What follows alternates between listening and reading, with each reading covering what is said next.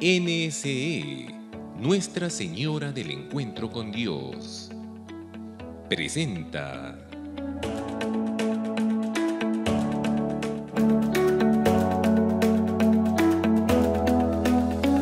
organizado por el Arzobispado de Arequipa.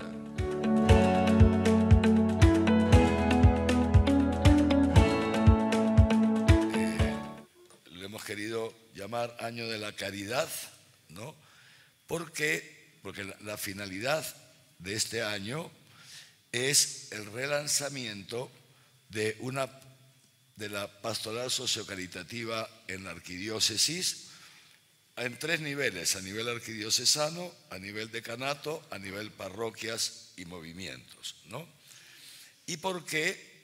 Porque, como ya lo he dicho en otras ocasiones, ciertamente vamos haciendo algo, unos más, otros no tanto, pero sí se va haciendo algo en esta dimensión sociocaritativa, pero, ¿no? Y esto ha quedado manifiesto, por ejemplo, la parte caritativa, sobre todo durante el COVID, ¿no? Cómo se ha vivido la solidaridad, etcétera, etcétera. Pero no hay, podemos decir así, la pastoral orgánica en esta dimensión no se ha desarrollado todavía lo suficiente en la arquidiócesis, ¿no? Esto es algo que, digamos así, yo he notado al poco tiempo de llegar a Arequipa, pero también era consciente que no se trataba de introducirla de inmediato, porque primero teníamos que formarnos en otras dimensiones. Por eso, a lo largo de años nos hemos ido formando en otras dimensiones y de evangelización. Hemos tenido cursos de Biblia, una serie de cursos, etcétera, etcétera, etcétera, de bioética, moral sexual, familia, etcétera, etcétera. Pero yo tenía claro que esta dimensión es una dimensión que todavía en la arquidiócesis, por distintas razones, no se había actualizado lo suficiente. Pero es posible, seguramente, que en épocas pasadas haya estado bastante organizada, pero por lo menos desde que yo llegué me di cuenta que no estaba ya tan desarrollada, tal vez había ido decayendo, no lo sé. Pero bueno, entonces, por eso hemos ido esperando, con paciencia, ¿no? Hasta que ya he visto que ha llegado el momento, ¿no? También gracias, por supuesto, al magisterio de los papas. El Papa, por eso, los primeros encuentros los hemos dedicado a revisar los magisterios de los tres últimos papas: Juan Pablo II, Benedicto XVI y el Papa Francisco, ¿no es cierto?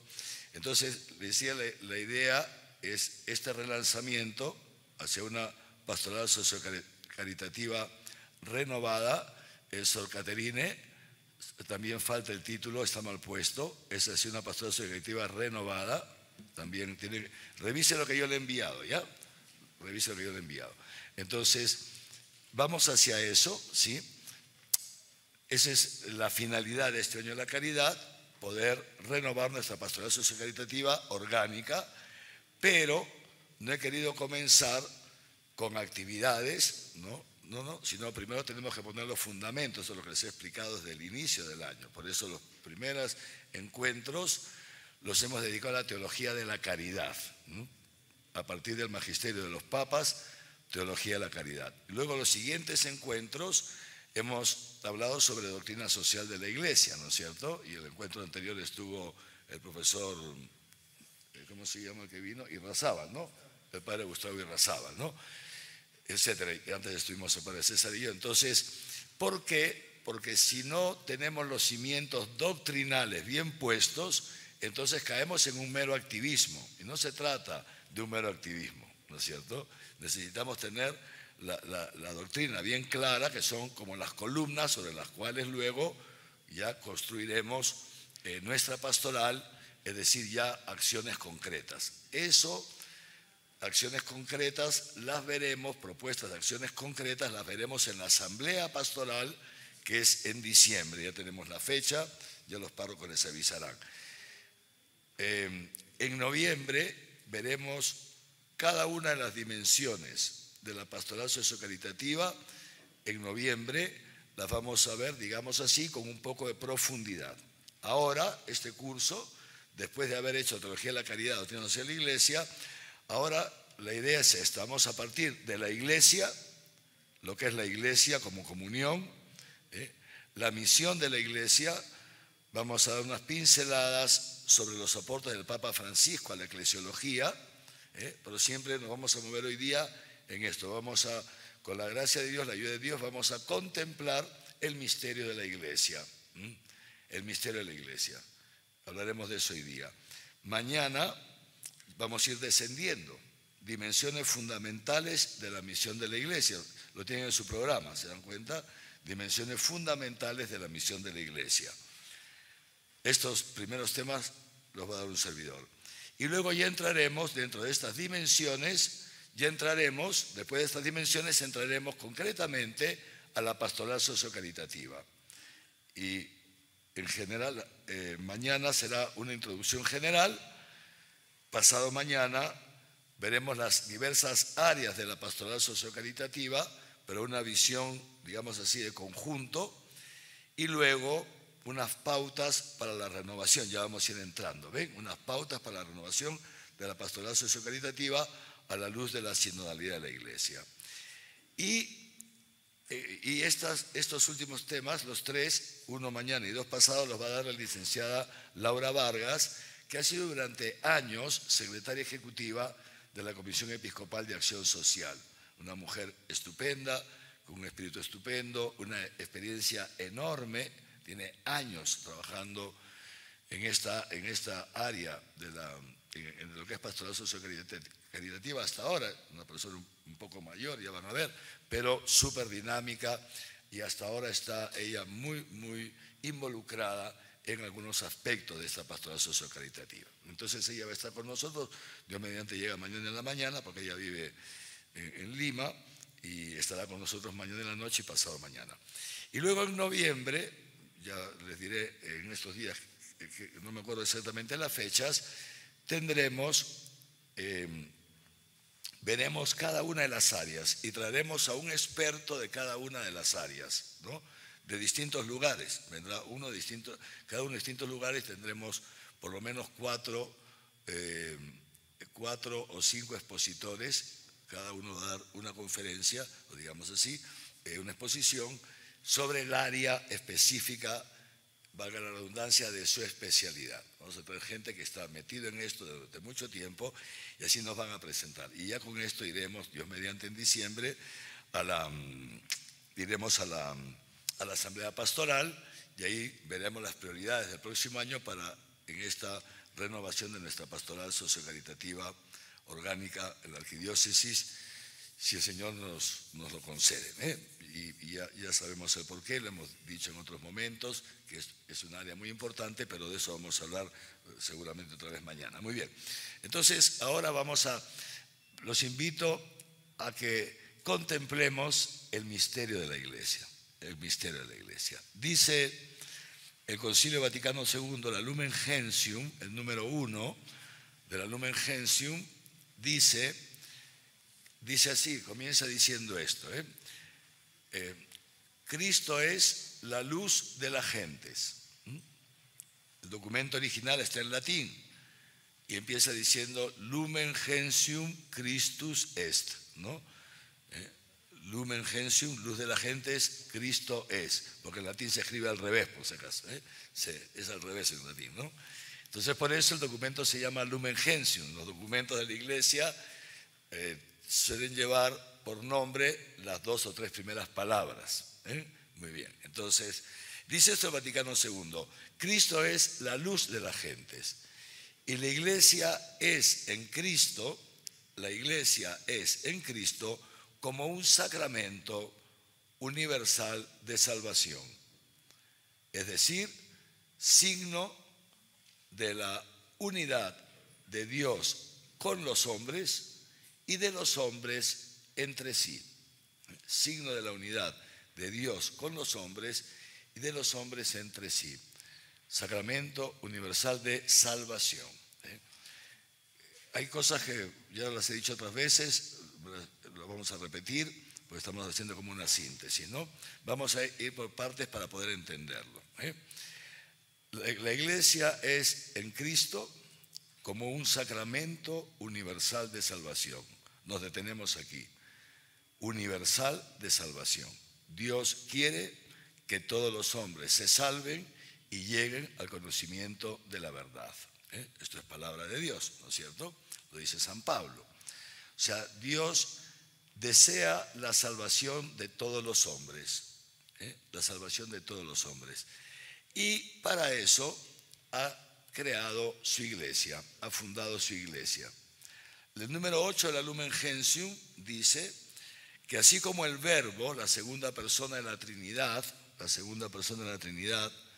se hizo de un cuerpo en el seno de la Virgen María para llevar a cabo la misión que su Padre le había encomendado, del mismo modo, el Verbo, la segunda persona de la Trinidad, desde el momento que ha ascendido al cielo, se ha hecho de otro cuerpo para poder continuar con esa misión.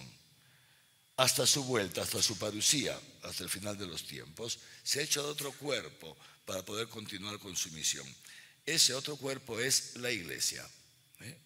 La iglesia es el cuerpo visible de Jesucristo resucitado, ¿eh?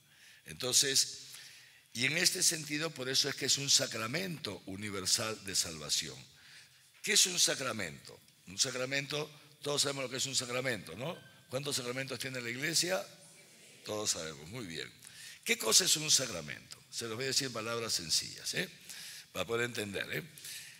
Un sacramento es un signo sensible, o sea, algo accesible a nuestros sentidos, ¿sí? Pero que realiza algo que trasciende nuestros sentidos, que no lo podemos captar con nuestros sentidos. Ponemos un ejemplo muy sencillo, eso lo vamos a entender. Cuando el sacerdote, al celebrar la misa, dice las palabras de la consagración, es Jesucristo quien está consagrando a través de la voz del sacerdote. ¿Y qué dice Jesucristo? Tomen y coman todos de él, porque esto es mi cuerpo, que será entregado por ustedes. ¿No es así? El sacerdote, en ese momento, se da lo que se llama la transubstanciación, ¿no es cierto? ¿Ok? Es decir, ya ahí no tenemos pan, sino que está ahí presente, ¿qué es? Y es el cuerpo de Cristo. El sacerdote levanta la hostia y tú ves el cuerpo de Cristo, así, con sus manos, sus pies, su boca. ¿Qué ves? Ves pan. ¿Ves? Lo mismo con el vino. O sea, lo que ves es pan, es un signo sensible. Un signo sensible es pan, pero realiza algo que tus sentidos no ven, pero que es real. Ahí está el cuerpo de Cristo. ¿Se entiende esto? ¿Sí? Eso. Entonces, esto es un sacramento, un signo accesible a nuestros sentidos, pero que realiza algo que trasciende nuestros sentidos, pero que es real.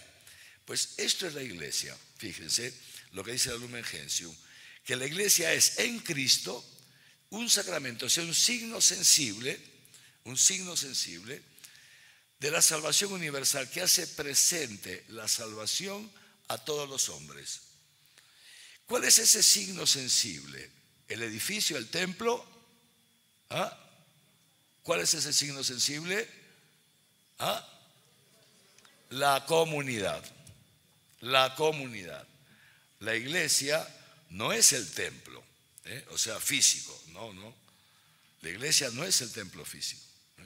Se le llama la iglesia de San Francisco, la iglesia de la compañía, etcétera, etcétera, pero es en una segunda acepción en cuanto a templo, ¿no es cierto? Pero la iglesia es la comunidad cristiana, ¿me entienden? Esta comunidad cristiana, fíjense, esto es el sacramento, se ve la comunidad cristiana, pero esa comunidad cristiana, atentos, realiza algo que no se ve. ¿Qué es lo que realiza la iglesia? La salvación de los hombres que nos ha obtenido Jesucristo. Por eso, fíjense, también dice la Lumen Gentium, citando a San Cipriano, un padre del siglo II, que fuera de la iglesia no hay salvación. extra ecclesiam nulla salus. Fuera de la iglesia no hay salvación. ¿Qué significa este axioma? No significa que los que no están bautizados, católicos, no se van a salvar, no.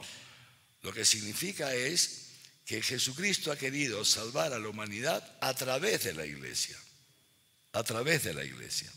Aunque mucha gente ahí no llega a formar parte de la iglesia a través del bautismo, pero Jesucristo ha querido salvar a la humanidad a través de la iglesia. Fuera de la iglesia, por otro medio que no sea la iglesia, no hay salvación. Jesucristo ha querido realizarlo de esta manera, aunque esto no signifique que los que no forman parte activa o no han recibido el bautismo no se van a salvar. No significa eso. Significa que Dios ha querido hacernos partícipes de su mediación salvífica. De su mediación salvífica. Por eso es tan importante, queridos hermanos y hermanas, ser conscientes de esto. O sea, ser cristiano es un don enorme, es un don enorme. Me imagino que todos ustedes estarán contentos de ser cristianos, ¿no? Yo soy feliz de ser cristiano. Una cosa estupenda, perdón, disculpen, una cosa estupenda, ¿por qué? Porque en el cristiano, como dice San Pablo, poquito a poquito la gracia, la vida divina va aumentando en nosotros a lo largo de los años. Yo ya tengo bastantes años, gracias a Dios. Y entonces se experimenta esto que dice San Pablo, que no soy yo el que vive, es Cristo el que vive en mí. Se experimentamos la presencia de Dios en lo profundo de nuestro ser, esta alegría, este gozo perpetuo, permanente, que no nos lo quita nada, ni nadie, ni la enfermedad, ni las dificultades, ni las humillaciones, nada, no nos lo quita nada, ni el cansancio, nada, ¿no? Eso es un don enorme ser cristiano, porque tenemos vida eterna, participamos en la vida divina, podemos caminar por encima del pecado y de la muerte, una cosa estupenda, ser cristiano, ¿sí? Pero o sea, los primeros beneficiarios somos nosotros, que experimentamos lo que el Papa Francisco llama la Evangelii o el Evangelii Gaudium, el gozo del Evangelio, el gozo. Lo experimentamos en nuestra carne. Por eso el Papa Francisco dice, lo típico del cristiano es la alegría, lo típico, dice el Papa Francisco esto. En esto se nota que una persona es cristiana, si vive alegre, ¿no? Este gozo, no necesitamos estimularnos, no, vivimos alegres porque nos viene de dentro la alegría, ¿no? Muy bien, entonces decía, los primeros beneficiarios somos nosotros, pero Jesucristo no ha fundado su iglesia, esto también lo dice mucho el Papa Francisco, no ha fundado su iglesia en función de sí misma, no ha fundado la iglesia en función de sí misma, ha fundado la iglesia para la salvación del mundo, para la salvación de esta gente que está allá afuera. Este es el sentido de nuestra vida, el sentido de nuestra existencia, es la salvación del mundo, es la salvación del mundo. Esto, por supuesto, es doctrina de siempre, ¿no es cierto? Pero el Papa, por ejemplo, Juan Pablo II lo desarrolló muy bien en la Redemptoris Missio, ¿no? En la Redemptoris Missio, porque hubieron ciertas corrientes que quisieron entrar en la iglesia, ¿no? Haciéndonos creer o sosteniendo que la misión de la iglesia era simplemente acompañar las culturas, que no había que transmitir el evangelio, etcétera, etcétera. El Papa Juan Pablo II abordó, digamos así, esa problemática, esos errores que de alguna manera como que se querían introducir en la iglesia. Pues bien, y por supuesto veremos ahora lo que dice el Papa Francisco al respecto. Entonces, le decía esto, o sea, Jesucristo ha fundado la iglesia para la salvación del mundo, para la salvación del mundo. Ahora, ¿cómo se va a salvar el mundo? Esto es muy importante. Dice San Pablo que el hombre no se justifica por las obras, sino por la fe en Cristo Jesús. Es el acto de fe en Jesucristo y a través de Jesucristo en Dios lo que justifica al hombre, es decir, lo que lo transforma, lo explica este Concilio de Trento, de pecador en justo. Es el acto de fe lo que transforma el corazón del hombre. Nosotros, por más que queramos, no podemos transformar nuestro corazón, no tenemos esa capacidad. O sea, si tú, por ejemplo, tienes un resentimiento, ¿no?, o una aversión hacia una persona, por más que te lo propongas, no puedes superarlo. No puedes superarlo. Tú por tus solas fuerzas no puedes superarlo. Es más, el Concilio de Orange dice esto, dice que el hombre en su sola naturaleza humana ni siquiera puede desear el bien, ni siquiera puede desear el bien. Que ese mismo deseo de bien que puede brotar de nosotros, cualquier deseo de bien, cualquier deseo de bien, de hacer una obra de caridad, de ayudar a un ancianito o un ciego a cruzar la pista, lo que quieras, de ayudar a un compañero en el trabajo, de visitar a un enfermo, cualquier deseo de bien, ¿no?, es una obra del Espíritu Santo en el hombre. Esto es dogma de la Iglesia, dogma, no es opinión, es dogma. Entonces fíjense, Jesucristo fundó la Iglesia para esto, para la salvación del mundo. Pero ¿cómo se va a salvar el mundo? Dice San Pablo, ¿cómo se va a salvar el mundo? Haciendo el acto de fe. Pero ¿cómo van a hacer el acto de fe si nadie les predica? ¿Y cómo les van a predicar si nadie los envía a los predicadores? Dice San Pablo, ¿no? Entonces, para que el mundo pueda hacer el acto de fe y salvarse, que su corazón sea transformado para poder entrar en el cielo, luego las obras son una consecuencia de la transformación del corazón. O sea, cualquiera de ustedes probablemente podría dar testimonio de esto, ¿no? O muchos de ustedes, ¿no?, que en la medida en que han ido creciendo en la fe, ¿no?, en la medida en que la fe en ustedes ha ido creciendo, su corazón se ha ido transformando. Cualquiera de nosotros que tiene vida cristiana podría dar testimonio de esto. Nuestro corazón se va transformando. Y una de las consecuencias, de los frutos, de los signos de la transformación de nuestro corazón, es justamente esto, nuestra sensibilidad por los hermanos que sufren.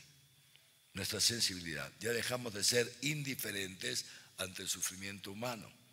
Dejamos de ser indiferentes.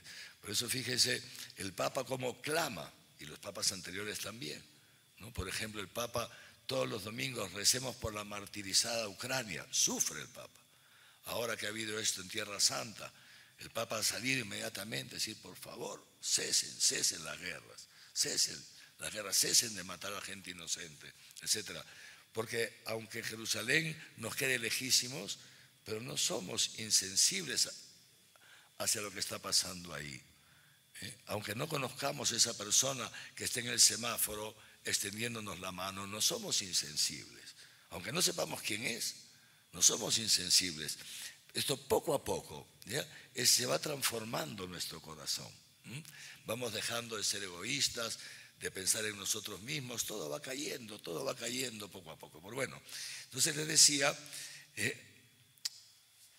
el acto de fe es lo que nos transforma de pecado, nuestro corazón lo va transformando de un corazón pecador en un corazón justo, en un corazón santo. Porque el acto de fe es lo que hace posible que la vida divina vaya creciendo en nosotros. Es el acto de fe, ayudado por los sacramentos, de esto hablaremos un poquito mañana, nos va transformando el corazón. Y entonces, ¿qué es lo que se va dando? Fíjense, lo que se va dando es el amor entre los hermanos. Un corazón que ama y que se hace visible sobre todo, en primer lugar, en la comunidad. Para que el hombre se pueda convertir, necesita ver a Dios. Los primeros cristianos vieron a Dios en Jesucristo. Jesucristo es Dios. Y los primeros cristianos vieron a Dios. Dice San Juan, creo que es su primera carta, que dice, lo que oímos primero, lo que vimos después, lo que tocaron nuestras manos, esto se lo anunciamos. Y ahí anuncia Jesucristo.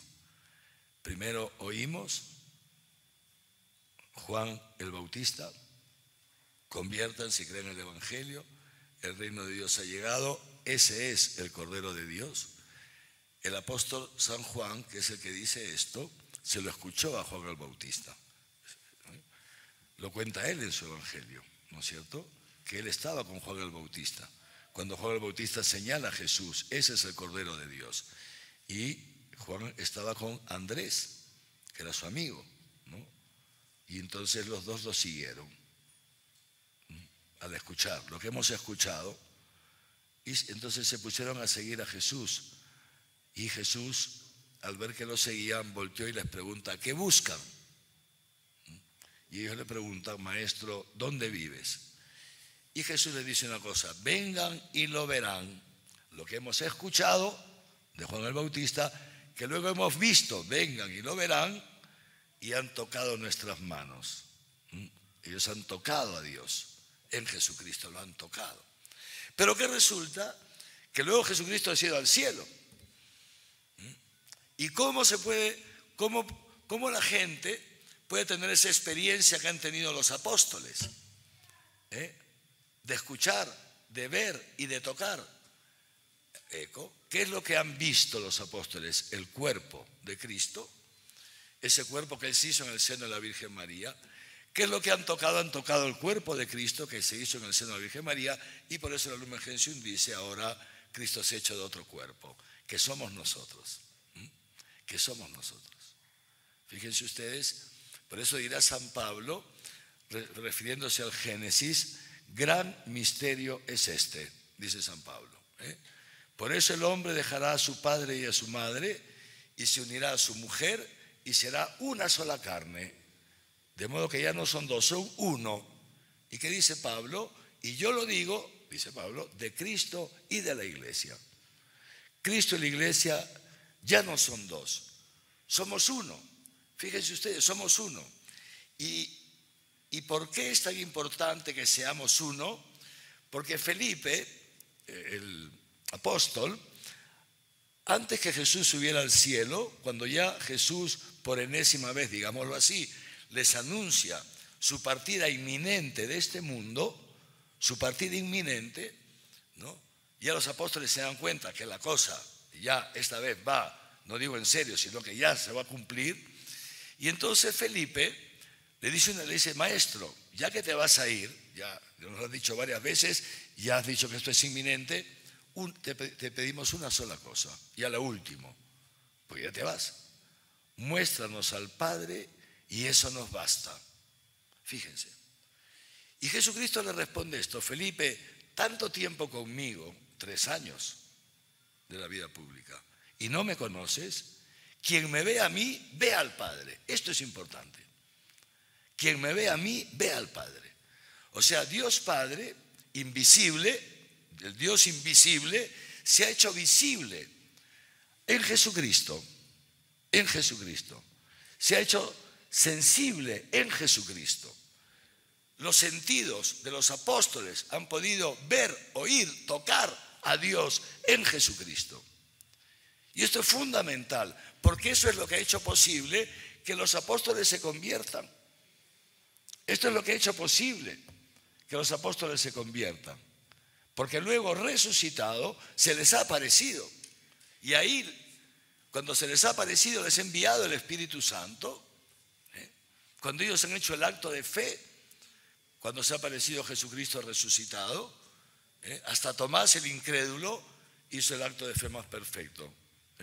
Señor mío y Dios mío. Y esto es lo que ha transformado a los apóstoles. Pues bien, pero luego Jesucristo se fue al cielo. Desde que ha ido al cielo, ya no lo vemos por este mundo.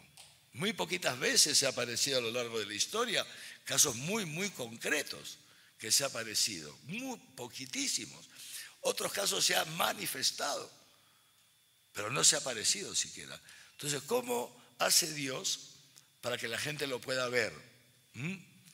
Para que pueda hacer el acto de fe. ¿Cómo hace Dios? Se ha hecho de otro cuerpo que es la iglesia. Por eso Jesucristo dirá, quien a ustedes los escucha, a mí me escucha. Quien a ustedes los persigue, a mí me persigue. Hay una identificación entre Jesucristo y la iglesia, por eso Jesucristo le dirá a Saulo, Saulo, Saulo, ¿por qué me persigues? ¿Por qué me persigues? Hay una presencia de Jesucristo en su cuerpo, que es la iglesia. Entonces, esto es fundamental. Por eso lo propio de la iglesia, ¿saben qué es? Es el amor. El amor. Lo propio de la iglesia es el amor, porque Dios es amor. Los apóstoles, los discípulos, se han encontrado con Dios en Jesucristo porque han visto el amor encarnado, el amor encarnado. Y ahí han visto a Dios, el amor encarnado.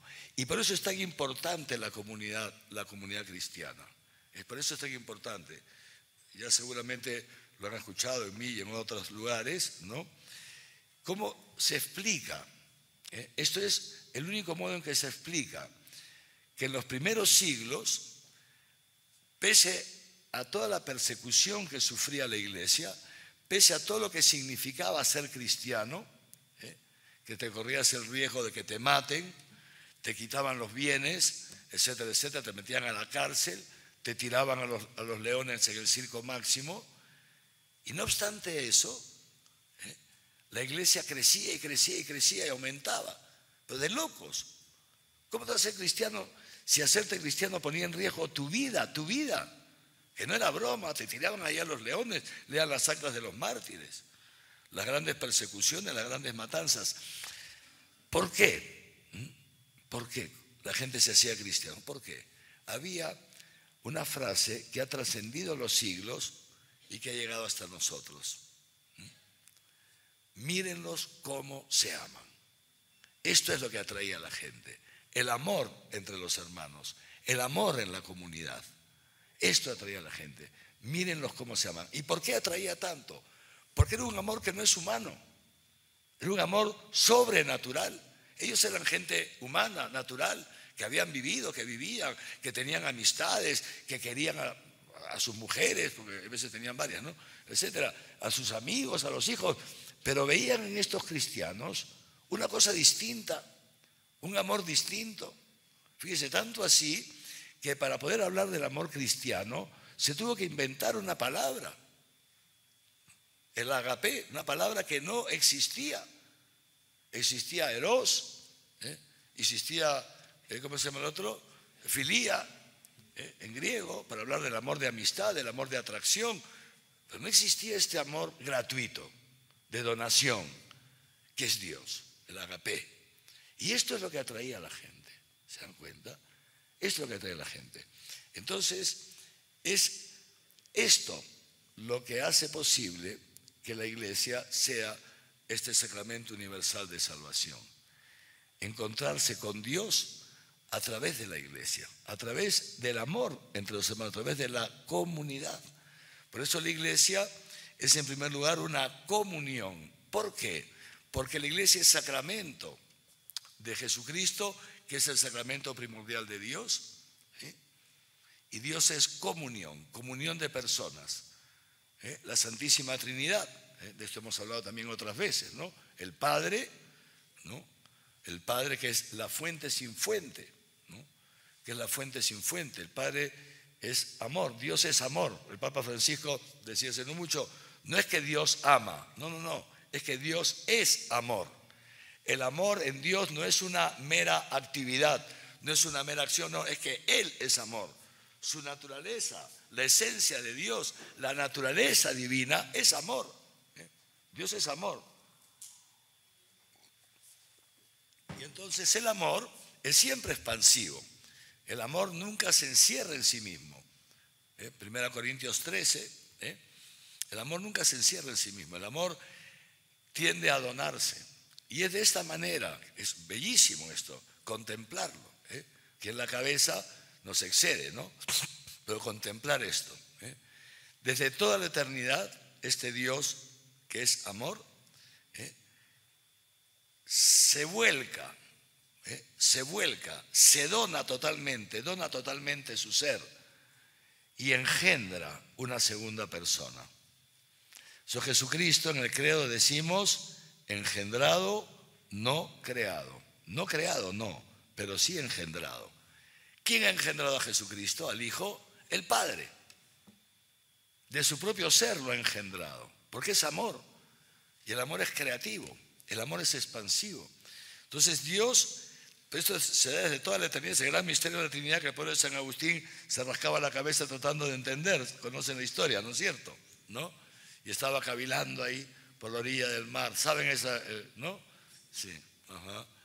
Cavilando ahí por la orilla del mar. Cuando yo era chico, la fiesta de la Santísima Trinidad, todos los sacerdotes en todas las parroquias contaban esta vaina. No sabían otra cosa. No sabían cómo hablar de la Trinidad, nada más contaban el cuentito de San Agustín, ¿no? Que caminaba por la orilla del mar, ¿no? Y cavilando sobre el misterio de la Trinidad, y de repente ve un niño. ¿Lo conocen todos o no? ¿O se los cuento? Algunos ya se los cuento, algunos que no saben, ¿no? Y esto lo cuenta San Agustín, Entonces estaba caminando, tratando de entender el misterio de la Trinidad, y no había manera, y seguía, y de repente ve un niño que había hecho un huequito ahí en la orilla, iba corriendo con su baldecito, o no sé cómo, y ¡pum!, le echaba el agua al huequito que había hecho. Y luego corría y ¡pum!, le echaba el agua. Entonces San Agustín se le acerca, le dice: niño, ¿qué haces? Voy a pasar todo el agua de la playa aquí a este huequito. Le dice: imposible. ¿Cómo crees tú que toda esa agua va a entrar aquí? Y el niño le dice: es lo que tú estás intentando hacer. Tratando de meterte la Trinidad en tu cabeza. Fíjense qué bonita manifestación de Dios, Muy bien. Entonces, esto es un misterio que excede nuestra razón, pero que poquito a poquito en la fe lo podemos contemplar y efectivamente se hace comprensible. La fe ilumina la razón y hace comprensible incluso estos misterios. Entonces, este Dios, lo que decía Padre, ¿no? Fuente sin fuente, que es amor, engendra de sí mismo una segunda persona, el Hijo, de su misma naturaleza, engendrado, no creado la misma naturaleza del Padre, que es amor. Y este Hijo entonces ama a su Padre con todo su ser, es decir, se dona también a su Padre, se vuelca a su Padre. Es una cosa impresionante. O sea, el Padre vive totalmente donado a su Hijo, el Hijo se dona totalmente a su Padre, y en esta corriente de amor entre el Padre y el Hijo, esta corriente de amor entre el Padre y el Hijo, de esta corriente procede una tercera persona. O sea, de este acto de mutuo amor procede una tercera persona que se llama el Espíritu Santo, que procede del Padre y del Hijo. ¿Le suena todo esto, no es cierto? Esto es lo que profesamos en la fe, que procede del Padre y del Hijo. El Espíritu Santo se le llama la persona amor. ¿Por qué se le llama la persona amor? No porque el Padre no sea amor, el Hijo no sea amor, no. Se llama persona amor porque es el fruto del amor entre el Padre y el Hijo, y al mismo tiempo es el vínculo del amor entre el Padre y el Hijo. ¿Sí? Ahora fíjense ustedes, esto es enorme, esto es una cosa impresionante. Nosotros hemos recibido ese Espíritu Santo. Hemos recibido ese Espíritu Santo en el bautismo, en la confirmación. Ese Espíritu Santo desciende cada vez que la asamblea se reúne para rezar, que la comunidad se reúne para rezar, que la asamblea se reúne para celebrar los sacramentos. El Espíritu Santo desciende. Y ese es, fíjense, el que de muchos miembros hace uno solo, dice San Pablo. Entonces la Iglesia es este sacramento de la Trinidad. La Trinidad, Dios, siendo tres, es uno. ¿Cómo es así? ¿Cómo puede, siendo tres personas distintas, ser un solo Dios verdadero? Siendo tres, es uno. ¿Cómo puede ser posible que donde esté el Padre, esté el Hijo y esté el Espíritu Santo? No al costado, sino en Él. No al costado, sino en Él. Que en el Hijo esté el Padre y el Espíritu Santo. Que sean uno, perfectamente uno. Fíjense ustedes, impresionante. Esto es la naturaleza divina, ¿no es cierto? Entonces, Dios es una comunión de personas. Siendo tres, son uno. ¿Cómo es esto posible? Por el amor. Por el amor. Una cosa impresionante, ¿no es cierto? Ahora bien, nosotros hemos recibido ese Espíritu, que es lo que Jesús le pide a su Padre. Es bueno hablar con ustedes, por lo tanto le está trayendo la Biblia y citando, porque ustedes conocen las Escrituras. ¿Qué le dice? Jesús le pide a su Padre una cosa. Antes de morir, estamos en las oraciones que nos transmite Juan en los últimos capítulos antes de la pasión. Padre, que sean uno. como tú y yo somos uno, que sean perfectamente uno. ¿Cómo Jesús es uno con su Padre? Por el amor, por el amor. Que sean uno, para que el mundo crea. Ámense los unos a los otros, como yo los he amado. En eso serán mis discípulos, darán testimonio de mí. Que sean uno para que el mundo crea, para que el mundo crea. El mundo necesita ver este amor para creer, para hacer el acto de fe, para convertirse. El mundo necesita ver este amor. Y por eso la iglesia es comunión. ¿Por qué? Porque participamos en la comunión de Dios. A través del bautismo hemos sido injertados en la Santísima Trinidad. Hemos sido injertados en Cristo. Y Cristo es la segunda persona de la Trinidad. Y en Cristo hemos sido insertados en la Trinidad. Es una cosa bellísima esto. Una cosa bellísima. Esto es el poder del sacramento del bautismo, ¿no? Que no solamente la Trinidad entra en nosotros, sino que nos introduce en ella. Y nosotros, los cristianos, en la medida en que esa gracia bautismal, que se nos ha puesto, esta vida divina, se nos ha puesto en el bautismo como una semilla, una semillita, en la medida en que vamos creciendo, si se nos va transmitiendo la fe, etcétera, etcétera, participamos en la vida de la iglesia, escuchamos la palabra de Dios, tenemos intimidad con el Señor, nos alimentamos en los sacramentos, esa vida divina va creciendo en nosotros, va creciendo. La Santísima Trinidad en mí y yo en la Santísima Trinidad.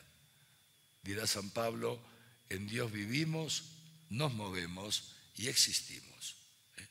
Esto es la vida cristiana, es una belleza. Esto es una belleza.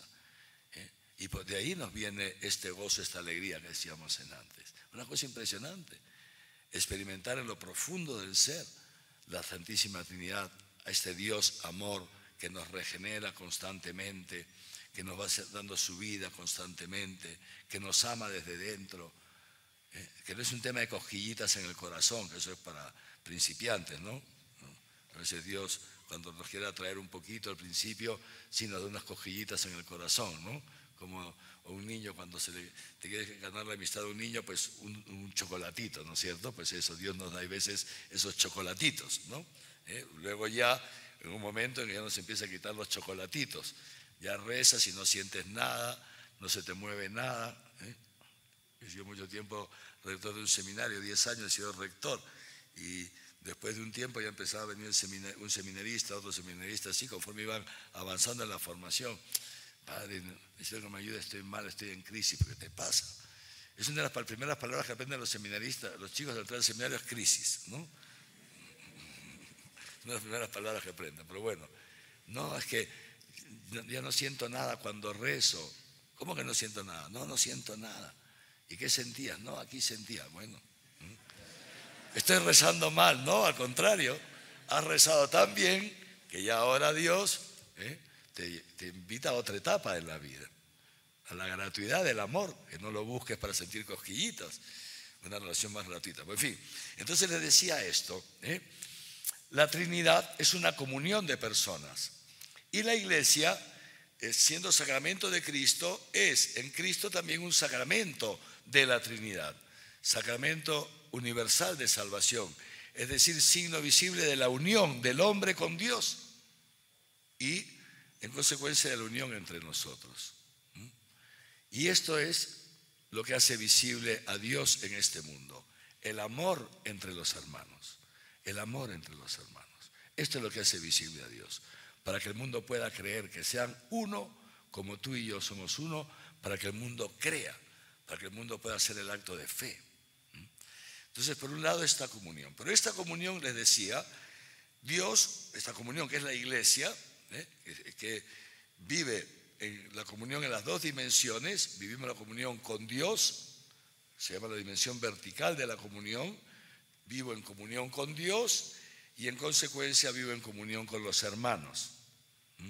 Mi comunión con los hermanos no es una comunión directa, sino una comunión mediatizada por el Espíritu Santo. Dice San Pablo, lo explica muy bien San Pablo dice esto, dice, Así como el cuerpo humano, está compuesto de muchos miembros, ¿no es cierto? Y todos esos miembros están unidos entre ellos, no son miembros sueltos ahí, ¿no? Sino que están unidos por unas junturas, que me imagino que serán los tendones, ¿no? Son los tendones, ¿no? Algún médico nos puede explicar, ¿no? ¿Sí? ¿Qué es lo que nos une, ¿no? ¿Qué es lo que une? Entonces serán los tendones, los músculos, no sé cómo se llamarán, ¿no es cierto? Y dice San Pablo esto: así como los miembros son muchos, pero están unidos por unos tendones, de modo que forman un solo cuerpo, así también el cuerpo de Cristo. Muchos miembros, pero son uno. ¿Qué es lo que nos une? El Espíritu Santo. ¿Se dan cuenta? El Espíritu Santo hace de muchos uno. Una comunidad significa eso, como unidad, Somos como uno.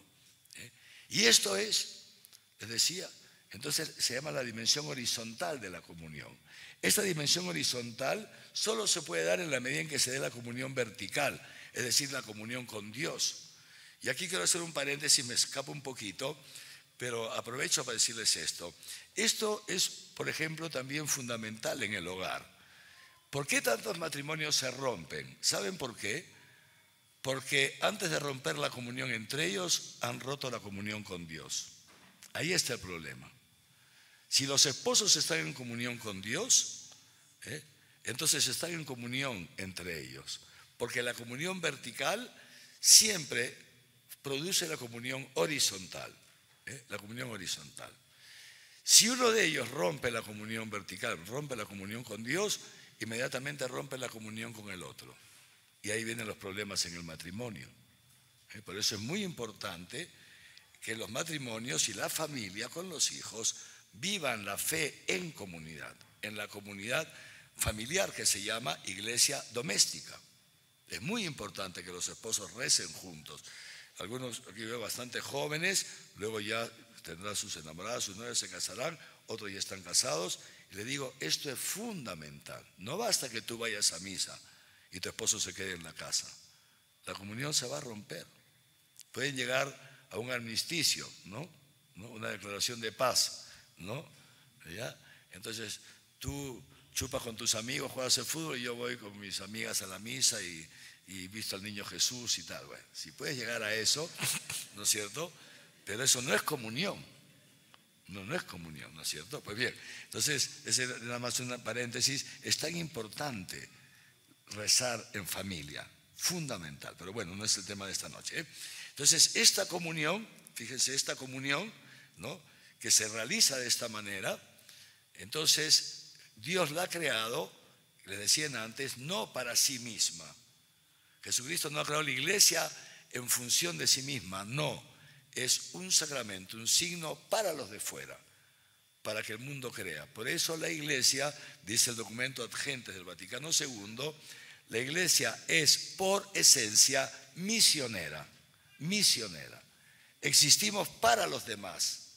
Y por eso San Pablo dirá otra cosa, dirá, para mí anunciar el Evangelio no es motivo de gloria. Nadie me tiene que aplaudir por anunciar el Evangelio. Y Pablo lo dice en un contexto muy concreto, que es el contexto de la gratuidad, Pablo, que ha pasado por momentos de necesidad, ¿no?, y dice esto, ¿no? ¿Lo hemos escuchado esta semana, en estos días?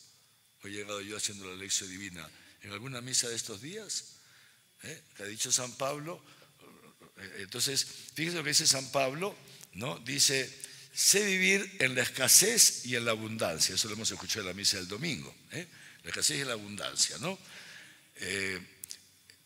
Pablo dice, yo no he querido ser oneroso a nadie, a ninguno de ustedes, por eso he trabajado con mis manos. Pablo evangelizaba y trabajaba, el gran apóstol, y era tejedor de tiendas, hacía tiendas, ¿no?, y las vendía, y con eso vivía, ¿no?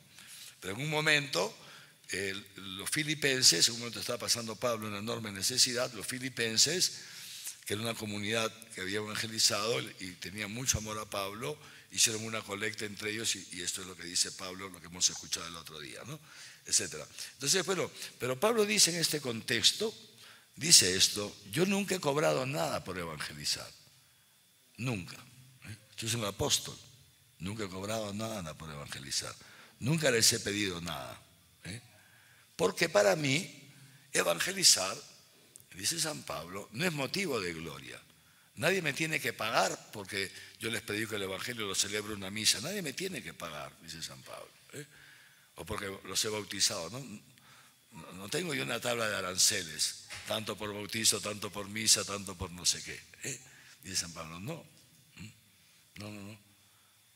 Nadie me tiene que agradecer, no tengo que salir en los periódicos como el supercura, etcétera, etcétera. Nadie me tiene que aplaudir, no, dice San Pablo. Al contrario, ay de mí si no evangelizara, si no me puedo quedar callado. Este es el tema. Esto es muy importante. El Papa Juan Pablo II lo explicará así en la Redentoris Missio, hace referencia a esta cita de Pablo.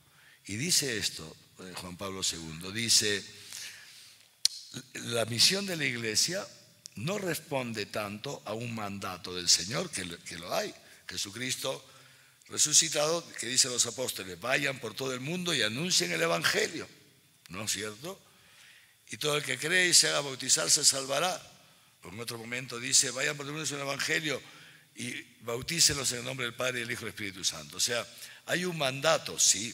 Jesús, en el momento de constituir la Iglesia, al momento culminante de la constitución de la Iglesia, Jesucristo ha fundado la Iglesia a través de un proceso de 3 años, súper interesante, que empieza con la llamada de los primeros discípulos, que luego serán los apóstoles, y termina con el envío de Pentecostés.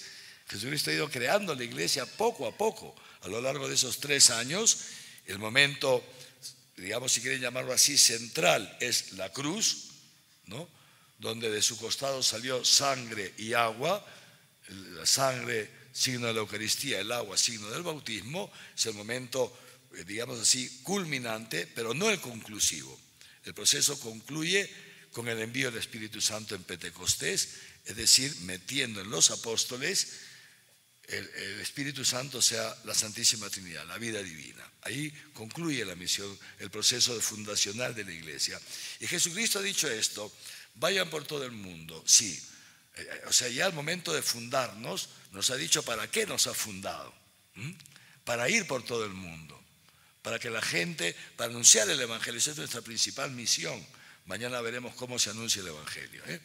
Y mañana hablaremos un poquito más de esto. Y qué tiene que ver la pastoral sociocaritativa en todo esto. Pues bueno, estamos ahora recién en esta parte. Entonces, esta iglesia es, dice el Lumen Gentium, por esencia misionera. Es por esencia. Y Juan Pablo II, en Redentoris Missio dice esto, dice la evangelización, el realizar la misión, no responde tanto a un mandato, que lo hay también, pero dice otra cosa, dice, responde a la vida divina que hay en nosotros. Es decir, y ahí cita Pablo, ay de mí si no anuncio el Evangelio. Es que no me puedo quedar callado, este es el tema. No me puedo quedar callado, no puedo vivir sin anunciar el Evangelio. El que se ha encontrado con Jesucristo resucitado no puede vivir sin transmitir esta buena noticia a los demás. Esto es el tema. Y por eso dirá Juan Pablo II en la Redentoris Missio, dirá eso. Por eso hay un termómetro, se los digo yo en palabras sencillas, pero dice esto. Por eso dice Juan Pablo II, la fe de una comunidad cristiana, la fe de un cristiano se mide justamente por su celo por anunciar el Evangelio. Es decir, una persona que no le brota hablar de Jesucristo, que no le brota hablar de Jesucristo a sus compañeros de trabajo, a la familia. Cuando estás en el microbús con la señora que se sienta a tu costado, etcétera, ¿no? Con tus amigos en el barrio, una persona que no le brota anunciar a Jesucristo, una comunidad cristiana que no es evangelizadora, un grupo parroquial que está cerrado en sí mismo, para usar palabras del Papa Francisco, que a mí me encanta el Papa Francisco, me encantaba Benedicto, me encantaba Juan Pablo II, yo vivo enamorado de todos los papas, entonces, soy un papista, ¿no? ¿Y qué dice Francisco? Dice esto, dice, como esos grupos parroquiales, ¿no?, que se reúnen, ¿no?, que viven para sí mismos y se reúnen para mirarse el ombligo unos a otros. Me encanta, Francisco, tan sencillo que habla, ¿me entiende? Eso no es un grupo cristiano. Eso, hay un barniz de cristianismo, de religiosidad, pero no es un grupo cristiano, ¿me entiende? O sea, la medida de tu fe, la medida de nuestro cristianismo, dice Juan Pablo II, Redentoris Missio, lo pueden leer, dice, la medida es este celo por anunciar el Evangelio. ¿Por qué? Porque Cristo ha creado a la iglesia para esto, para anunciar el Evangelio, con palabras y hacerlo presente, en esto insiste mucho Francisco también, con nuestra vida cotidiana, con nuestra vida cotidiana. ¿Me entienden un poquitín esto? ¿Sí? Y por eso justamente es en este contexto, comunión, misión, que se habla de la participación, que es estas tres palabras, comunión, participación y misión, por si acaso, es el título del sínodo que se está viviendo hoy día en Roma. Es por una iglesia sinodal, 2 puntos, comunión, participación y misión. Comunión, participación y misión. Pero esto no es de ahora, del Papa Francisco, no. Yo tengo, discúlpeme, la falta de humildad si quiere, yo tengo artículos escritos sobre esto desde el año 95, 96. O sea, el Papa Francisco no se está inventando nada. Y yo tampoco me lo inventé. Esto es toda la doctrina de la Iglesia. El fundamento de esto está en las Sagradas Escrituras y el magisterio y la tradición de la Iglesia que digamos así, se renovó, se recuperó en el Concilio Vaticano II. En el Concilio Vaticano II. Entonces, fíjense, comunión, si somos una comunión creada por Dios para la misión, entonces cae de propio peso una cosa. Cuando Jesucristo envía, no dice a los apóstoles, bueno, ahora ustedes van a ordenar obispos y curas y diáconos, dentro de un tiempo van a surgir las órdenes religiosas, las monjitas y los religiosos, y ellos van a ser los encargados de nosotros. No. Lo dice a toda la iglesia. Es decir, toda la iglesia es misionera. Todo cristiano está llamado a ser misionero. Esto, los papas lo han insistido mucho, Francisco está insistiendo constantemente en esto. Todos estamos llamados a participar en la misión de la iglesia, cada uno según su estado de vida y el carisma que Dios le haya dado. Pero todos estamos llamados a participar en la misión de la iglesia. De ahí la participación. Si todos somos corresponsables de la única misión que Cristo ha encomendado a su iglesia, que es el anuncio del Evangelio, la administración la celebración de los sacramentos, etcétera, etcétera, hablaremos de esto mañana, entonces todos estamos llamados a participar. Y participar en todo, como ahora el Papa Francisco está insistiendo mucho, ¿no es cierto? Participar no solamente en actividades. Fíjense, hace años cuando yo era niño, ¿no?, en la parroquia, ustedes son todos jóvenes, no han vivido esto, en la parroquia todo lo hacía el cura, todo lo hacía el cura. A mí me gusta contar una anécdota que cuenta un teólogo, un sacerdote teólogo que Juan Pablo II lo hizo cardenal, un sacerdote dominico. Es uno de los grandes teólogos del Concilio Vaticano II. Este sacerdote empezó a escribir en la década del 60, inicio del 60, sobre la importancia del laicado en la iglesia, que antes no se vivía como se vive ahora, ¿no? Y entonces él empieza una de sus obras contando una anécdota, Congar, ¿no? Cuenta una anécdota, dice que un obispo le contó que un día en Francia un señor, ya digamos un adulto, ¿no?, había seguido una preparación para el bautismo, no había estado bautizado. Entonces, que esto se lo contó el párroco al obispo y el obispo se lo contó a Congar y él lo puso en un libro, ¿no? Entonces dice, mira lo que me ha contado este sacerdote, este párroco, le cuenta el obispo a Congar, que él había preparado un adulto para el bautismo, Y después de un tiempo de preparación, le dice, bueno, hermano, estupendo, ya estás preparado, la próxima semana va a ser el bautizo, así que puedes invitar a tu familia, a tus amigos, te vamos a hacer una bonita fiesta después del bautismo, etcétera, etcétera, y ya vas a ser cristiano. Y entonces, muy bien, padre, muchas gracias, etcétera, etcétera. Y muy bien, pues estupendo, nos vemos el sábado a las 3.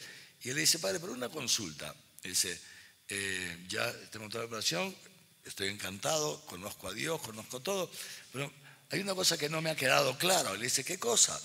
Le dice, y una vez bautizado, ¿qué me corresponde a mí hacer en la iglesia? ¿Qué me corresponde hacer? Y dice que el párroco le dijo, pues muy sencillo, hijo, lo que te corresponde es sentarte ahí a escuchar lo que el cura dice y arrodillarte a escuchar a adorar lo que el cura hace, ¿no? ¿Se entiende, no? Sentarte a escuchar lo que el cura dice y arrodillarte a adorar lo que el cura hace en el altar, ¿no? Y dice que el obispo le dijo a Congar, le dijo esto, mi párroco se olvidó una cosa, y meter la mano al bolsillo y poner la plata cuando el cura pase la colecta. Esta anécdota es muy interesante para ilustrar a aquellos que no han vivido esa época de la iglesia que yo la he vivido, ¿no? Donde el cura lo hacía todo, el cura lo hacía todo, ¿me entienden? Y encima celebraba de espaldas al pueblo, o sea que uno ni se enteraba lo que estaba pasando en esa mesa, todo un poco mágico, ¿no? Pero bueno, eran otras épocas, ¿no? Y no es que estaba mal, estaba muy bien. Entonces, pero bueno, esto, fíjense, el Concilio Vaticano II, ¿no? Entonces, la renovación del Concilio Vaticano II viene precedida por todo un movimiento, o por muchos movimientos, no movimientos laicales como sino una serie de movimientos suscitados por el Espíritu Santo. El movimiento litúrgico, por ejemplo, el movimiento bíblico, luego los adelantos de la ciencia, la arqueología, etcétera, etcétera. O sea, hay una cantidad de gente que se ha dedicado a estudiar a lo largo de años, décadas. Han hecho excavaciones, han encontrado documentos que no se conocían, etcétera, etcétera, etcétera. Y luego se ha vuelto a los santos padres. Ratzinger, por ejemplo, descubrió a los santos padres siendo él profesor. Él ya era doctor en teología, además tenía lo que se llama la habilitación en Alemania para poder enseñar en una facultad, necesitaba la habilitación, que es mucho más que el doctorado. Y entonces le encargan a él un curso de historia de la iglesia antigua, y para preparar su curso de historia de la iglesia antigua, entonces empieza a investigar y se encuentra con los santos padres, que ya no se enseñaban, se habían dejado de enseñar, y empieza, ahí es lo que se llama el movimiento patrístico. Entonces, ¿qué es lo que ha pasado? Fíjense, ¿no? Que la iglesia en el siglo XX, primera mitad del siglo XX, empieza a final del siglo XIX, primera mitad del siglo XX, engancha con la iglesia primitiva, gracias a la vuelta a las fuentes, Y ahí es, ¿no?, que se redescubre esto, que la iglesia es una comunión para la misión, etcétera, etcétera. O sea, se empieza a gestar esta renovación de la iglesia que implica la participación de todos, ¿sí? Pero ¿cuál es el problema? Y todo esto confluye como distintos ríos a un océano, así confluyen todos estos movimientos, estas novedades en el gran océano del Concilio Vaticano II, con mucho sufrimiento para quienes lideraron estos movimientos. Congar fue prohibido de predicar por sus superiores. Estuvo prohibido de predicar. Cuando empezó a escribir estas cosas sobre los laicos, estuvo prohibido de predicar. Un gran jesuita que se llama Gerald Phillips, también, que fue otro de los grandes teólogos, luego de Lubac, también otro jesuita, unos sufrimientos tremendos. Luego todo eso se ha escrito, ellos han escrito sus memorias. Yo me he leído sus memorias, una cosa impresionante. Como uno de estos sacerdotes, no voy a decir quién, para no hablar de su congregación, uno de estos sacerdotes, fíjense lo que cuenta él. Dice, yo le escribí a mi superior general, ¿no? Porque me habían prohibido escribir, me habían prohibido enseñar, me habían prohibido celebrar la misa en público, y yo le escribí a mi superior general, dándole las razones, dándole las pruebas de mis investigaciones, y tal. Y me respondía el secretario en nombre de mi general y me decía, recibida tu carta, tú obedece. Y después de años me enteré que mis cartas nunca llegaron a mi general. Era un momento muy tenso en la iglesia, porque se estaba redescubriendo toda una novedad, es una cosa impresionante. Y estos hermanos han sufrido muchísimo, muchísimo. Los dispersan, hasta que llega Pablo VI. Pablo VI los trae a todos estos de regreso y los llama al Vaticano II. Y ahí participa, no estaba en este grupo de prohibidos porque era muy joven, recién comenzaba, un joven teólogo Ratzinger, es uno de jovencísimo, ¿no? Que va como asesor de un obispo de Alemania, ¿no? De un cardenal de Alemania, ¿no?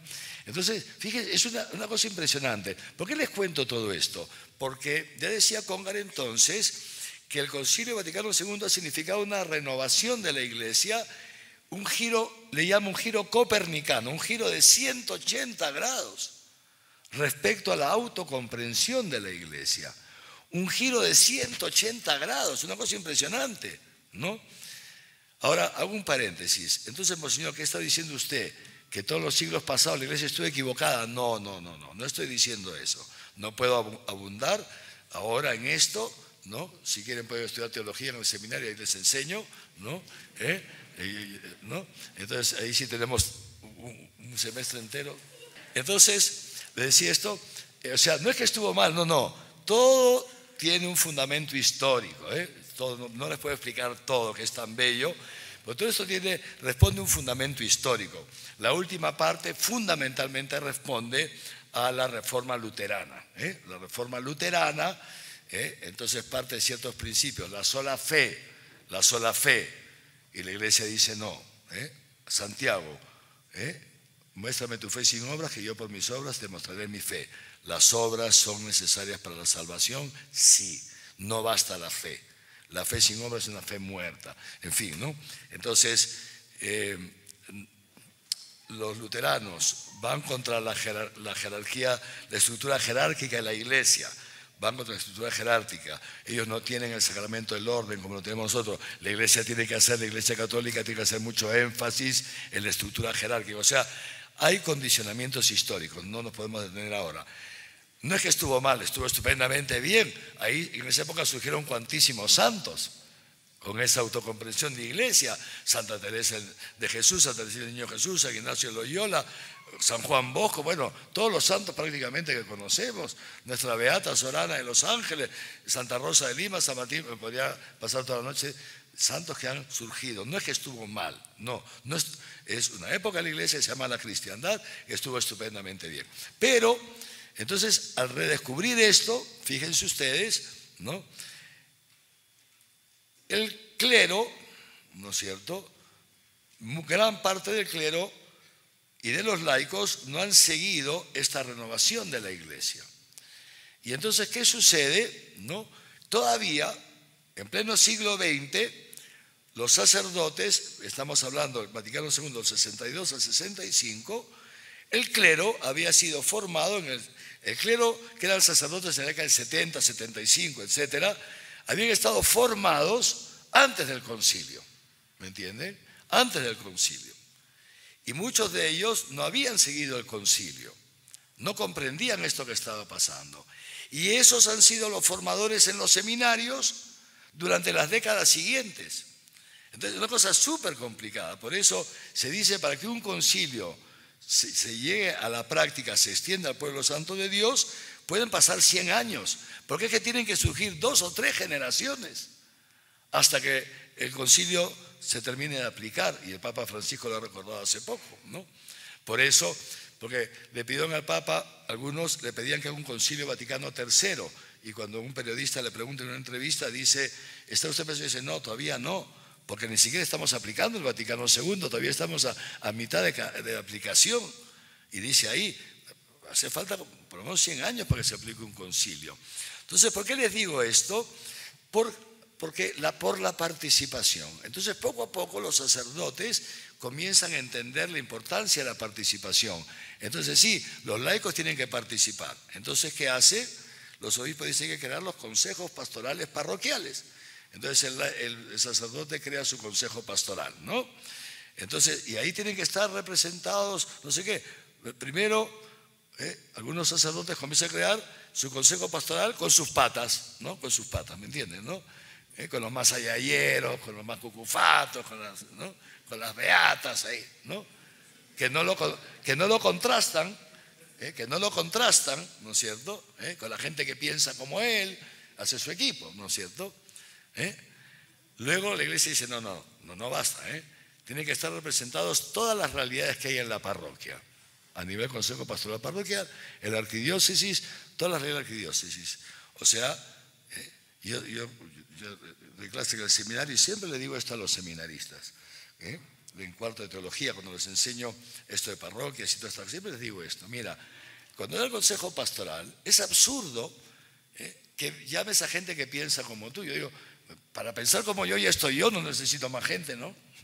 Lo que yo necesito es gente que piense de manera distinta, que tenga una experiencia, una perspectiva teológica, pastoral, experiencia distinta que la mía. Para pensar como yo ya estoy yo, no necesito un consejo, ¿no es cierto? Entonces, muy importante. Entonces, muy bien, vamos a ampliar las distintas realidades. Muy bien, los sacerdotes suelen ser obedientes, hacen su consejo pastoral. Reunión del consejo pastoral. Hermanos, estamos en Cuaresma, tenemos que participar todos en la preparación de la Semana Santa, ¿no es cierto? Entonces, vamos a ver, ¿quién se hace cargo de los ramitos? Y esto les digo mi experiencia en el primer consejo pastoral que participé yo como laico. Entonces, ¿quién se hace cargo de los ramitos para Domingo de Ramos? Ya, yo, muy bien, tú. Javier, tú te encargas de los benditos ramitos, ¿no? ¿Quién se hace cargo de no sé qué vaina para no sé qué? Las flores para la Pascua, ya, nosotros, o sea, este grupo, así, ¿no? ¿Quién hace falta? ¿Quién se encarga de, aprovechamos para pintar el templo? Ya, nosotros, muy bien, esto así, ¿me entienden, no? ¿Ok? ¿Quién paga no sé qué? Ya, los pitucos del barrio, ya, nosotros, el grupo de pitucos, ya está, ¿me entienden, no? ¿Se dan cuenta o no?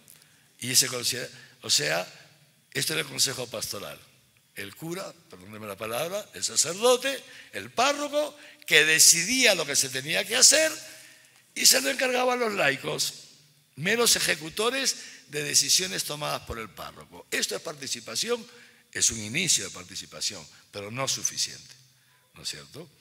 Por eso hoy día con todo este tema de la sinodalidad, por eso esto de participación, esta palabra participación, les digo una cosa, ha sido acuñada aquí en América Latina, en el CELAM. Y el Papa Francisco ha llevado al CELAM, a la Iglesia Universal, lo que durante décadas se ha ido madurando en América Latina. Es un gran aporte de América Latina a la Iglesia Universal.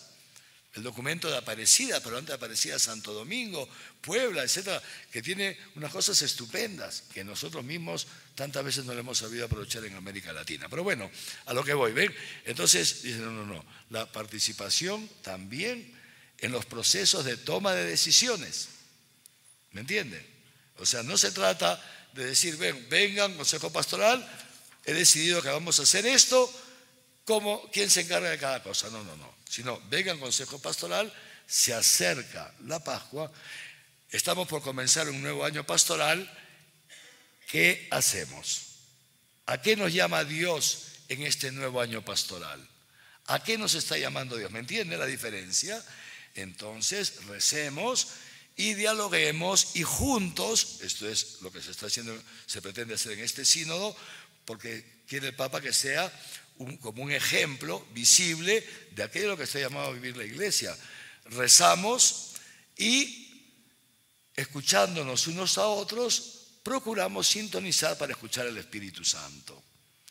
Que como dice el Papa, no habla solo a través de los obispos y de los sacerdotes, sino también a través de los laicos que están ungidos por el Espíritu, han sido ungidos por el Espíritu en el bautismo y en la confirmación. ¿Me entienden, no? Entonces, esta participación en el proceso de toma de decisiones, esta participación en el gobierno de la Iglesia, también con responsabilidades de gobierno en la Iglesia, también con este tipo de responsabilidades. Pero el Papa dice, es cierto que lo que se llama la potestas, el munus regendi, ¿no? En la iglesia lo tiene el clero, pues Dios nos lo ha dado así, pero yo como clérigo, siendo papa, puedo hacer que un laico participe en este munus que me ha sido dado a mí, ¿me entienden? Esto ya lo ha explicado muy bien el papa, y por eso yo puedo nombrar a un laico de prefecto de un dicasterio, que es un órgano de gobierno en la iglesia, porque lo hago participar de mi munus, de esa potestad que tengo yo, incluso como obispo de Roma y primado de la Iglesia Universal. Entonces, y la participación de las mujeres, ¿no es cierto? Las mujeres no tienen por qué dedicarse solamente a vestir al niño Jesús, ¿me entiende? También participar en la toma de decisiones, y el Papa esto lo sabe muy bien, una cosa estupenda. El Papa no es ningún tonto y está metiendo un montón de mujeres en órganos del Vaticano. ¿Por qué? Porque las mujeres tienen una sensibilidad distinta de los hombres, tienen una perspectiva distinta, tienen lo que Juan Pablo II llamaba el genio femenino, ¿no? Y entonces nosotros los hombres, por nuestra estructura cerebral, por una serie de cosas, estamos condicionados y las mujeres están condicionadas. Y por eso somos diversos pero complementarios. Y por eso es tan importante la voz de las mujeres. Por eso es tan importante.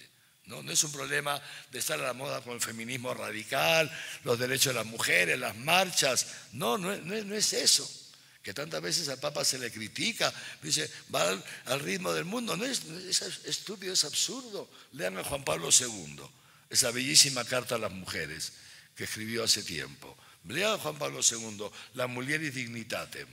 Es una cosa impresionante cómo habla Juan Pablo II de las mujeres. Vayan a los inicios de la iglesia. Vean los inicios de la iglesia. Pablo evangelizaba con Áquila y Priscila. Había una mujer en su equipo. Esto no es novedad. Bueno, es novedad porque se había dejado, ¿no? Pero bueno, entonces la importancia de la participación. ¿Me han entendido esto?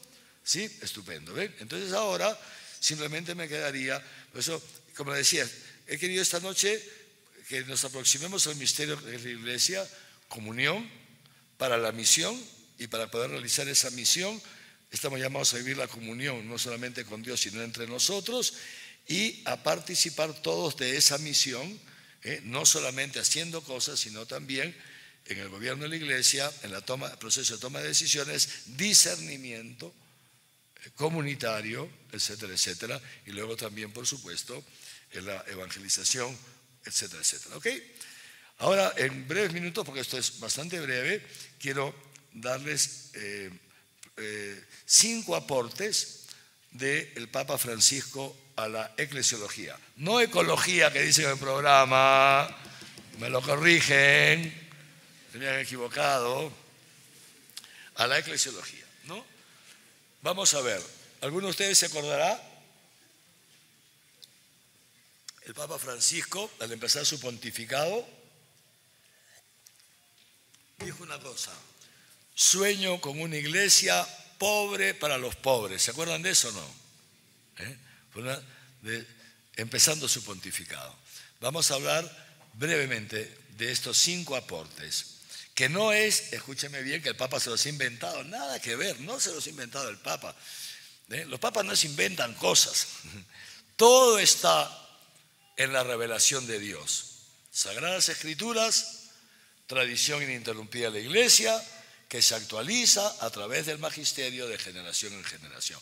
Los papas no es que se sacan el conejo de aquí, ¿me entienden? ¿No? Como el mago del sombrero saca un conejo, no. Por eso un papa siempre hay que leerlo a la luz de la revelación, Sagradas Escrituras, tradición y magisterio, siempre. Ahí se le comprende un papa. Los medios de comunicación quieren sacarlos y hacen sus interpretaciones. Y los que no conocen se asustan. Pero ¿cómo el Papa ha podido decir eso? ¿Verdad que ahora va del matrimonio de los homosexuales? ¿Verdad que este sínodo es para aprobar el matrimonio gay? No tiene nada que ver. No tiene nada que ver. No, es que el Papa ha dicho que no sé qué. No ha dicho eso. Eso es una frase, lo ha dicho en un contexto. Los medios de comunicación y algunos grupos sacan esa frase y la interpretan a su manera. No, escucha al Papa, lea al Papa. Un papa nunca se va a salir de la doctrina de la iglesia. Se le preguntaron a Francisco cuando él recién empieza y él empieza a sensibilizar, una cosa bellísima, sobre las obras de caridad, las obras de misericordia, y empieza a hablar mucho de eso, hasta ahora lo hace. Y un periodista un día le dice: Santidad, usted está hablando mucho de las obras de misericordia, pero hasta ahora no ha dicho nada del aborto. Y el Papa dice: no, porque del aborto ya se ha hablado bastante en los últimos años. Ya se ha dicho lo que se tenía que decir. Ya está dicho, ahora vamos a hablar de esto, vamos a hablar de otros temas. Pero ¿usted qué piensa del aborto? Y yo le dijo el Papa: yo soy hijo de la Iglesia. Y yo pienso lo que piensa la Iglesia, lo que la Iglesia ha enseñado siempre. Esto es el Papa, estos son los papas, son hijos de la Iglesia. Por eso no hay que asustarse, no hay que dejarse llevar por titulares de los diarios, no hay que dejarse llevar por eso. El cardenal Hollerich, que es el relator principal del sínodo, el discurso inicial del sínodo, lo ha dicho claramente. Dice: aquí no venimos a cambiar la doctrina de la Iglesia. Un sínodo no puede cambiar la doctrina de la Iglesia. Lo ha dicho también el Papa. No venimos aquí a traer modas, venimos a otra cosa, venimos a escuchar al Espíritu Santo, a rezar y a pedirle a Dios que nos ilumine. ¿Por dónde quiere que vaya la Iglesia en esta etapa del siglo XXI? Pues bien, decía entonces, estas cosas no son invento del Papa Francisco, no, esto forma parte de la Iglesia, del patrimonio de la Iglesia de todos los siglos. Primero, una iglesia pobre para los pobres. ¿Qué significa una iglesia pobre para los pobres? No dice el Papa una iglesia que vive en la miseria, no, el Papa Francisco no vive en la miseria. El Papa Francisco es un hombre coherente, ¿no? Él no vive en la miseria, vive en la casa Santa Marta, que es una casa que está bien, no tiene lujos, pero está bien, tiene cierta dignidad, tiene cierta dignidad. Ahí vive el Papa, y despacha en los palacios apostólicos, que tiene cierta dignidad. Pero él, aquí está el tema, no está aferrado. Esta es la diferencia. Una iglesia pobre es una iglesia que no pone su seguridad en el poder temporal, que no pone su seguridad en los bienes materiales, que no busca la vida en las cosas de este mundo, sino que ponemos nuestra seguridad en Dios y vivimos desprendidos de los bienes materiales. ¿Usamos la computadora para evangelizar? Sí. ¿Usamos el carro para ganar tiempo, para poder atender a más personas? Sí. ¿Me entiende? Pero no vamos en Mercedes-Benz. ¿Me entiende? No. Vamos en un Toyotita. ¿Me entiende? O en un Tico. Tico es un poco peligroso en las carreteras. ¿Me entienden? ¿No? Esa es la diferencia. ¿Se dan cuenta? Una iglesia pobre y dedicada a los pobres. Y el Papa dice muy bien esto: cuando yo hablo de pobres, no estoy hablando en términos económicos ni sociológicos, sino en términos teológicos. Este es el problema, que la prensa y los ignorantes, entonces lo interpretan, usan el término del Papa como si fuera sociológico. El Papa dice: no, cuando yo hablo del pueblo de Dios, cuando yo hablo de pueblo, cuando yo hablo de pobres, no estoy usando términos sociológicos ni económicos, estoy usando términos teológicos. Y está en Mateo: bienaventurados los pobres de espíritu, porque ellos es el reino de los cielos. Lucas: bienaventurados los pobres, porque ellos es el reino de los cielos. Entonces, primero, una iglesia desprendida de los bienes materiales, desprendida del poder, y dedicada a los pobres. Dedicada a los pobres, pobres materiales, las antiguas pobrezas de las que habló ya, simplemente por citar un documento, Juan Pablo II, la Novo Milenio Neunte, hablaba de las pobrezas antiguas, falta de alimentos, de salud, etcétera, y las nuevas pobrezas, la soledad, la drogadicción, etcétera, etcétera, son pobres también.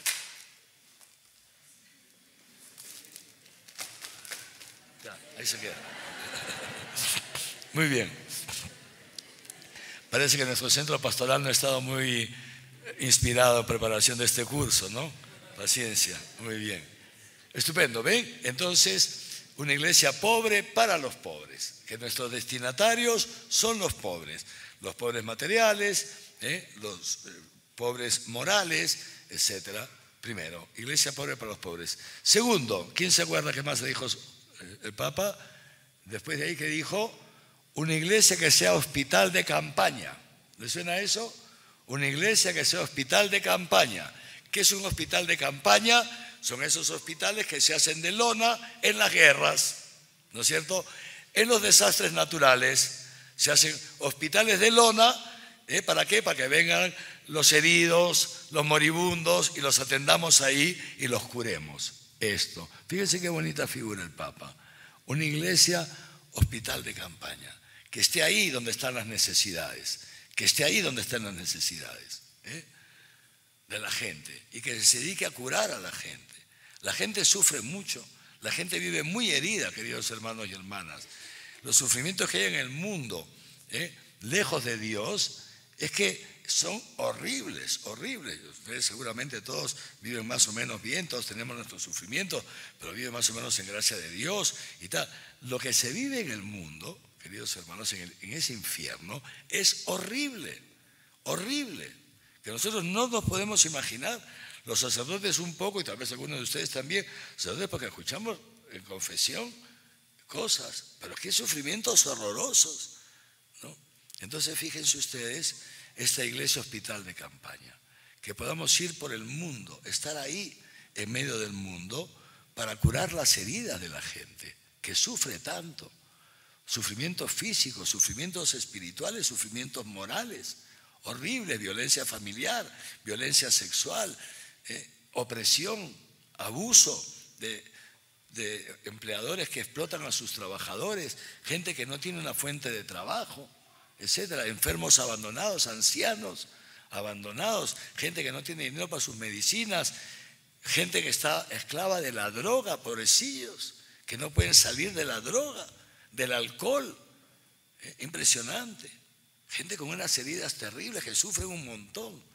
Hospital de campaña, qué bonito, llevar el ungüento del amor de Dios a esas personas.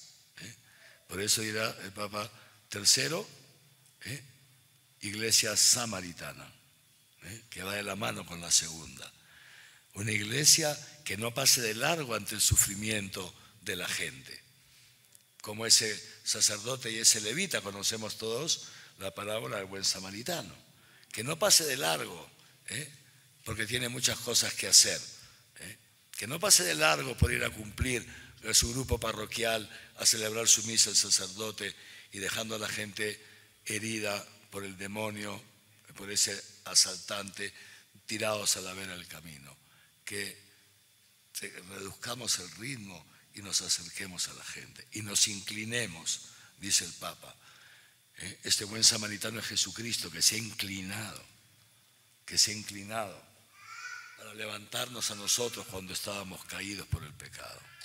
Dice San Pablo, Jesucristo ha dado su vida por mí cuando he sido un malvado y un pecador. Jesucristo se ha dejado matar en la cruz, no cuando éramos buenos, sino cuando éramos malos. Y esto es la misión de la iglesia. Dice Francisco, a los cristianos solo nos está permitido ver a alguien de arriba hacia abajo, solo nos está permitido ver a alguien de arriba hacia abajo cuando nos inclinamos para levantarlo. Fíjese qué bonito. Nunca ver a los demás por encima del hombro. Este es una prostituta, este es un drogadicto, este es un mujeriego, mi marido es un borracho. No. Este es un corrupto. No, nunca, jamás, jamás.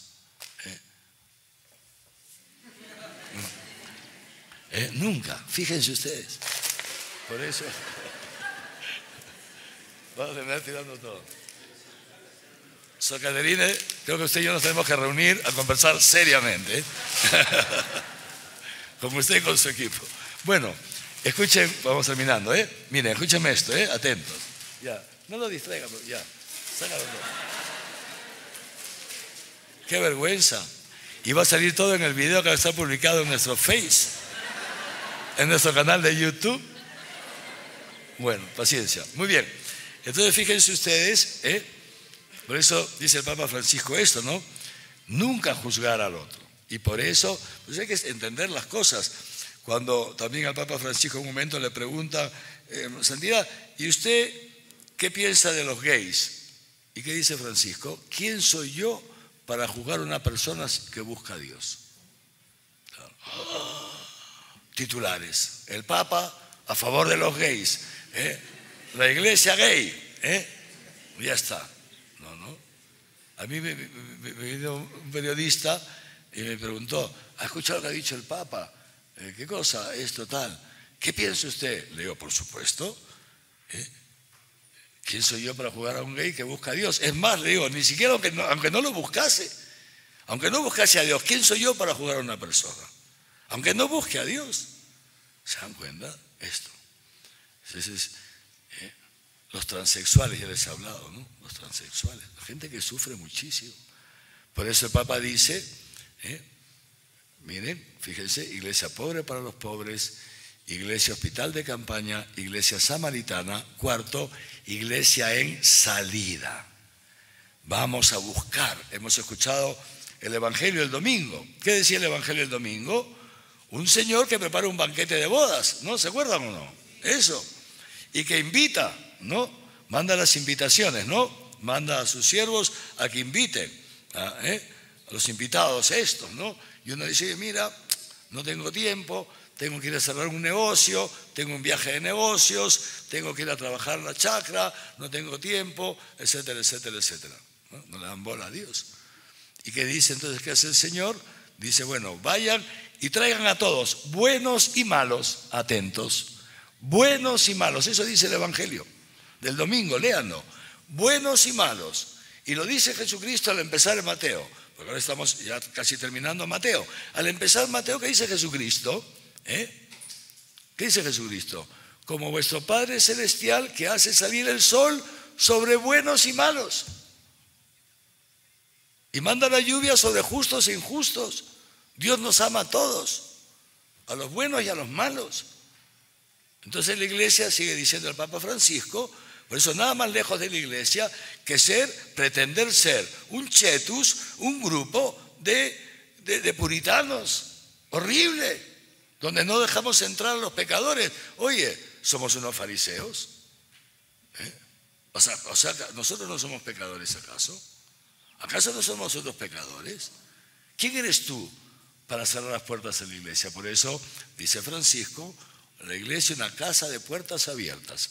Ahora, en su última, pero le está insistiendo mucho, simplemente yo digo de las últimas cosas. La última entrevista que le han hecho ahora volviendo de su último viaje, que no me acuerdo dónde se ha ido, ¿no? Y que ha hablado una vez más: en la iglesia hay sitio para todos, todos, todos. Así lo ha repetido 3 veces. Todos, todos, todos. No puede ser posible que porque una persona es transexual no la vamos a dejar entrar en la iglesia. Que porque una persona es gay no la dejar entrar en la iglesia. Que porque vive con otro hombre no la dejar. ¿Por qué? ¿Por qué no la vamos a dejar entrar en la iglesia? Atento. De ahí a darle la comunión, eso es otra cosa. Hay que ver, y ahí el Papa lo dice muy bien. Acoger, acompañar, integrar, discernir. Claro, eso sí, eso es otra cosa.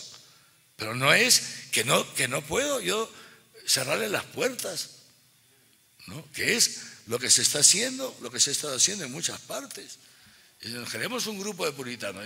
Y dice el Papa muy bien: pues si la Eucaristía no es premio para los buenos, eso se lo dice el Papa. Pero, oye, la gente se escandaliza, hombre, porque son ignorantes. ¿De cuándo aquí la Eucaristía es un premio para los buenos? ¿Dónde está escrito eso? No está escrito eso. Es otra cosa. El sacramento de la reconciliación. No sé si me entienden, ¿no? Pero fíjense, todo esto, ¿no? Todo esto requiere un cambio de chip, porque tenemos que ser honestos y aceptar que en la iglesia se ha condenado a mucha gente. Se le ha cerrado las puertas a mucha gente, a mucha gente. Se ha visto por encima del hombro a mucha gente. Hemos juzgado en nuestro corazón. Y dice ¿quién es? San Pablo, Santiago, pues palabra de Dios, ¿no? ¿Quién eres tú para juzgar a tu hermano? ¿Quién eres tú?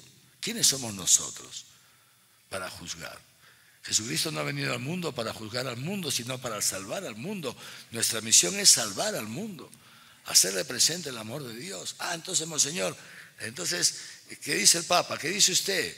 Monseñor Javier, no sabía que usted estaba en esa línea progre, del Papa. ¿Qué dice el Papa entonces? ¿Matrimonio gay? No, el Papa lo ha dicho claramente. Matrimonio gay, no. Ni siquiera un sacramental que pueda llevar a la gente a confusión de que la unión de dos personas del mismo sexo es igual que un matrimonio. No, absolutamente no. Eso no. Lo ha dicho el Papa claramente. Ordenación de las mujeres, el Papa lo ha dicho clarísimamente.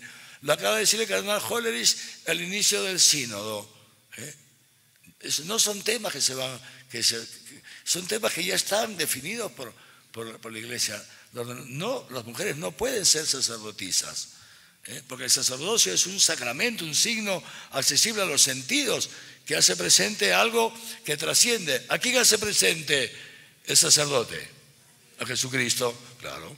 Es un signo, un hombre que hace presente un hombre que es Dios, ¿no? Una mujer no es un signo de un hombre, ¿o sí? No, no que sea marimacha. ¿Entiendes? No puede ser. Lógico. Pues son cosas lógicas, ¿me entiendes? Son cosas lógicas.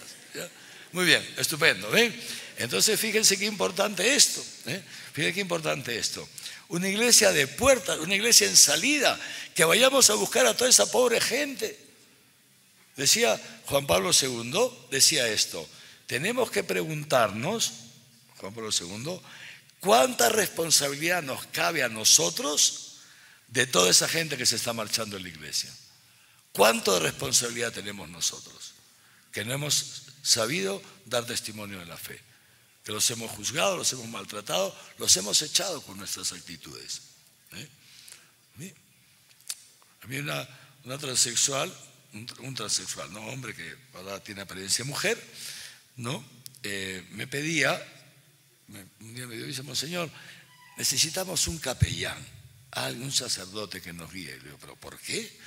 ¿Por qué se excluye? Intégrense en las parroquias. Si ustedes son cristianos, cristianas, intégrense en las parroquias. ¿Por qué un capellán para ustedes como si fuera una cosa rara?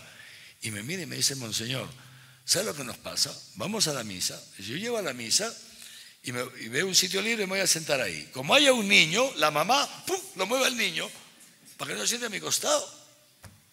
No es eso. Y me dijo esto. Me dice: ¿usted cree, Monseñor, que yo podría incorporarme en un movimiento de iglesia? ¿Usted cree que me aceptarían en un movimiento de iglesia donde hay niños? ¿Me aceptarían? No me aceptarían, Monseñor. Si ves ahí sacerdotes que hasta nos niegan la comunión, que es un escándalo, que hasta nos niegan. Me dice: Monseñor, yo soy célibe, yo rezo el rosario todos los días, me confieso, no tengo relaciones sexuales, nada. ¿Por qué me van a negar la comunión? ¿Por qué me van a negar la comunión? Lógico. ¿Por qué le vas a negar la comunión si una persona que hizo ese proceso en su momento ya lo hizo? ¿Qué cosa quieres? ¿Que se vuelva a coser un pene? No puede, pues. ¿Qué va a hacer? Lógico. Ya se lo cortó, ¿qué vas a hacer? ¿Me entiendes? Lógico. Sí, eso es el proceso, ¿no? De reasignación sexual, así se llama. ¿No sabían ustedes? Se cortan y se ponen una vagina artificial. Ustedes no pueden pensar en el sufrimiento de una persona que vive esta disforia de género. Es tremendo. Y encima nosotros lo vamos a mirar por encima del hombro. Y en el mundo los insultan. Y en el mundo los humillan. Encima nosotros los vamos a humillar también. ¿Se dan cuenta? Esto, una iglesia en salida. Tenemos que ir a buscar a todas esas personas que se han sentido excluidas por nosotros. Tenemos que ir a buscar a todas esas personas que nunca han conocido a Dios porque no han tenido la gracia en hacer una familia cristiana como nosotros, etcétera, etcétera. Y luego, ya terminamos, iglesia sinodal, ¿no? Que dicho sea de paso, el Papa ha dicho: no me gusta que se llame iglesia sinodal, pero el título le puso iglesia sinodal, pero luego ya lo he ido madurando, porque hay que hablar de la sinodalidad de la iglesia, pero no iglesia sinodal, porque la sinodalidad forma parte de la esencia de la iglesia, que es caminar juntos, ¿no? El caminar juntos que implica corresponsabilidad en la misión de la iglesia, que implica participación en la toma de decisiones, que implica participación en la misión, ¿no? Son los principales aportes del Papa Francisco, podríamos hablar a nivel eclesiológico, que nos ayudan a comprender la iglesia, ¿no? Y que, les repito, no se los ha inventado él, no. todo esto viene del Vaticano II, que hunde sus raíces en la iglesia primitiva y que tiene detrás 20 siglos de iglesia. Esto es el fruto de 20 siglos de iglesia. La eclesiología de comunión la desarrolló muy bien Juan Pablo II en su pontificado, escribió muchísimos documentos en base a la eclesiología de comunión, ¿me entienden? Y entonces la sinodalidad brota de esa eclesiología de comunión, es como un fruto, ¿me entienden? El redescubrimiento de la sinodalidad en la iglesia. Muy bien, más o menos, ¿han captado un poquito algo de lo que he dicho? ¿Sí? ¿Se han comprendido? Pues bien, hemos entrado hoy día un poquitín así a contemplar en nuestra iglesia. Y ya mañana iremos aterrizando, ¿me entienden? ¿No? Vamos a ir descendiendo. Mañana vamos a hablar de la misión, un poquito más, vamos a hablar de la misión, las dimensiones, y luego ya entraremos en la pastoral sociocaritativa. ¿Les parece bien? Muy bien. Bueno, ahora son 8:45, así que llegan a ver a Messi, ¿no? Los masoquistas, adelante. Los masoquistas, adelante. Yo me ahorro el sufrimiento. Muy bien, nos ponemos en pie.